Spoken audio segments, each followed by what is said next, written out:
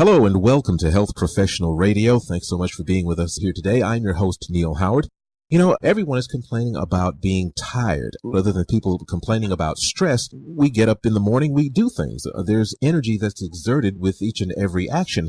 But what about that healthy balance of being able to do what you want to do, when you want to do it, and not become exhausted in the process? Our guest in studio today is Dr. George Zgourides, MD, and he's uniquely credentialed as both a board-certified family physician certified by the American Board of Family Medicine and a clinical psychologist. Now, Dr. Zgourides has got many, many years of experience in education, primary care, and sexual medicine as well. He's an author and has written extensively on optimizing health through integrating medicine and psychology with an emphasis on evidence-based lifestyle solutions. Now, his books include Don't Let Them Psych You Out, Stop Feeling Tired, and Stop Worrying About Your Health. How are you doing today, Dr. Zgourides?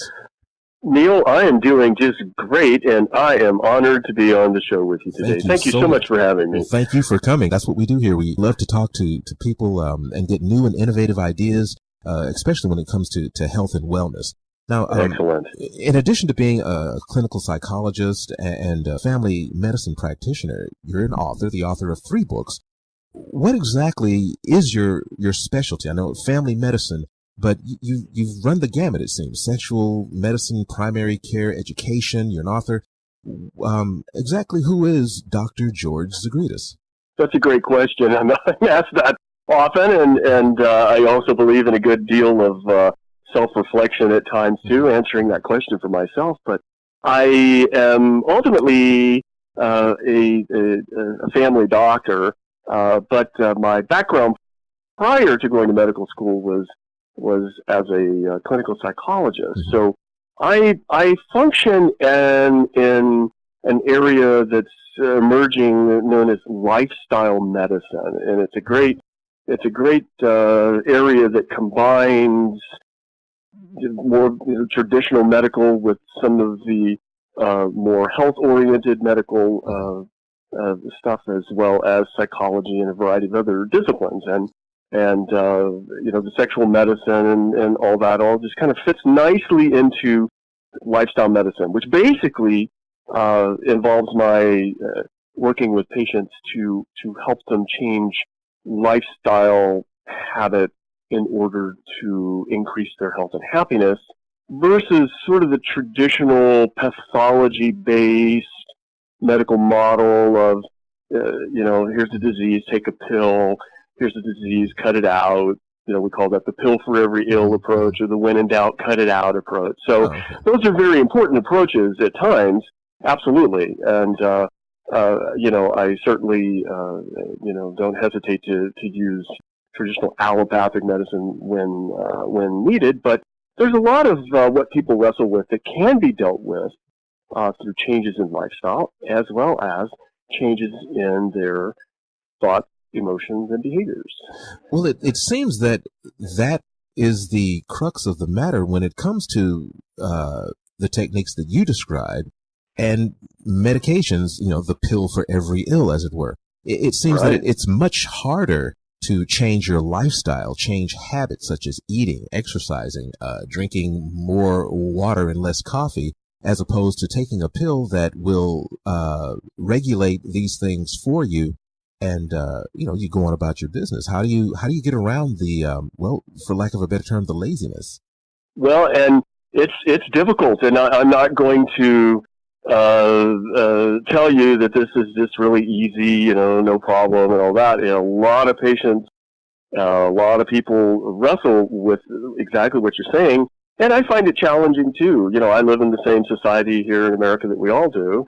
And, we're constantly bombarded with advertisements and pharmaceutical marketing materials that prompt us to, want to take a pill. You got this problem. This pill is going to solve all your problems. So, they'll have happy, wonderfully active, beautiful people on these commercials, so if you'll just take that pill, you can look like that, feel like them, and so forth. But, we all know that's not true. I mean, there's a lot of good that pills do, yeah. Do we really know that that's not true? I mean, as you say, we're bombarded with, this pill, that medication, this cream, the other, without, a malady to go along with this, pill or this potion.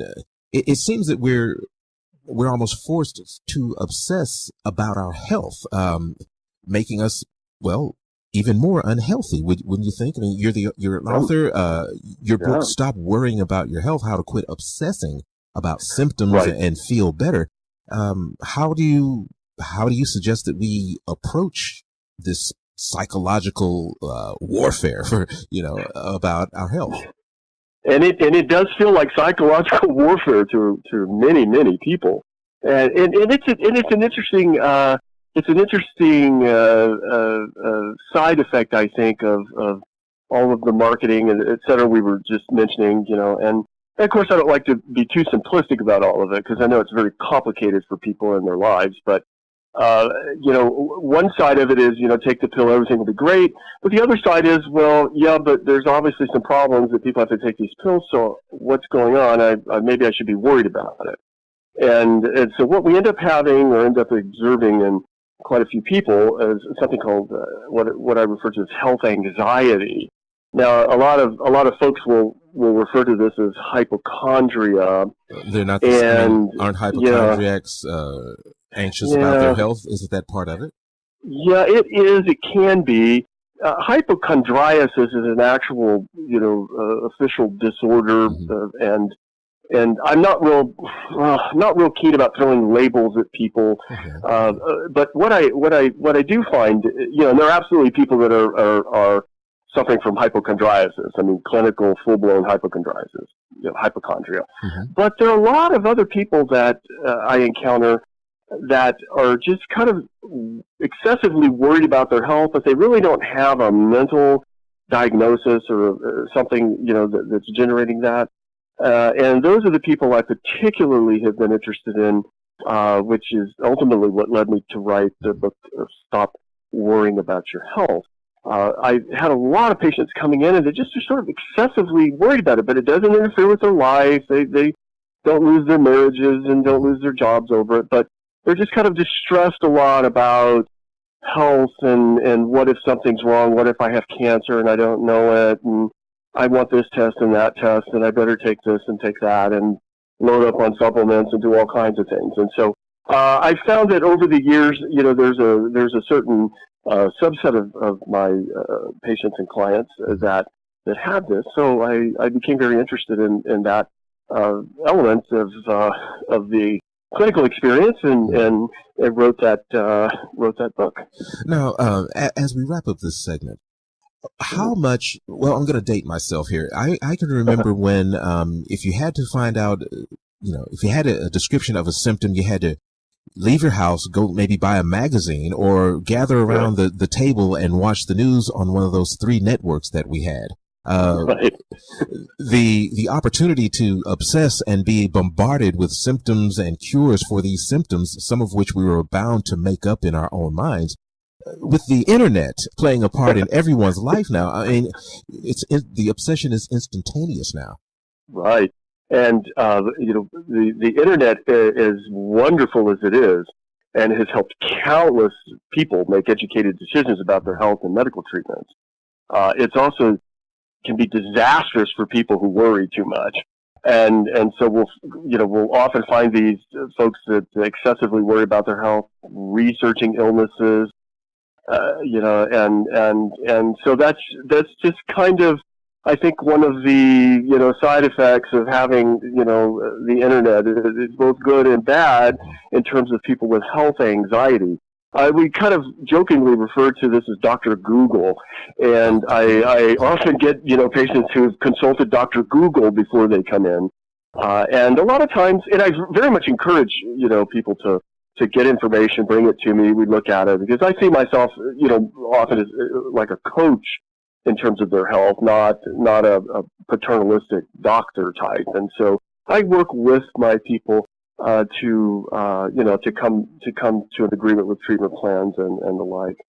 But I encourage people to, bring information, but what can happen is people can go overboard with it and start, reading too much, worrying too much, and see, at least as a physician, and this is the same for other healthcare practitioners, with training experience, we have a context for interpreting that kind of information. Whereas often the average person doesn't necessarily have that context, and so they'll read something on the internet and self-diagnose, and that can be a real problem, especially if they decide not to go see a physician or nurse or someone when they should, and that's one of the so one of the things that I try to address in the book. It's a double-edged sword. The obsession with your health, making you unhealthy, and then having the anxiety over worrying about your health. It's like it's this vicious cycle. Now, as the author of Stop Worrying About Your Health, How to Quit Obsessing About Symptoms and Feel Better Now, in its second edition, wrapping up, how can we actually stop worrying about diseases and germs in our health, stop ourselves, and help someone else stop as a result of reading your book, and also maybe visiting your website, livingwholelivingwell.com? I think and it's complicated. There's plenty to it in terms of stopping these kinds of health anxiety thoughts and behaviors. But I'd say probably one of the most important things to do is stop. Just limit the browsing behavior and the requests for unnecessary medical tests and doctor appointments, and be careful about reading product inserts and catastrophizing about them. But I'd say probably the central to the way I approach it with folks is to work on changing the thinking about it. And a real jewel is that while it's possible that I have blah blah blah, it's not very probable, and trying to kind of get into a bit of a different mindset, and just having a good, honest visit with the healthcare practitioner. But I think probably one of the main things people will find helpful is to limit searching on medical websites and coming up with all kinds of crazed genetic, disorders and things that they think they have. And it just people end up losing a lot of sleep for nothing. Absolutely for nothing. You've been listening to Health Professional Radio. I'm your host, Neal Howard. We've been in studio today talking with Dr. George Zgourides, both a certified family physician and a clinical psychologist. He's a strong proponent of modifying lifestyle to achieve overall wellness, including eating nutritiously, staying physically active, and managing stress. And we've been here talking about some of the ways that we can stop obsessing and worrying about our health and actually begin to feel better without the use of medications in excess or even at all. It's been great having you here with us today, Dr. Z. Thank you so much, Neal. It's an absolute pleasure and honor. Thank you. Transcripts and audio of this program are available at healthprofessionalradio.com.au and also at hpr.fm, and you can subscribe to our podcast on iTunes.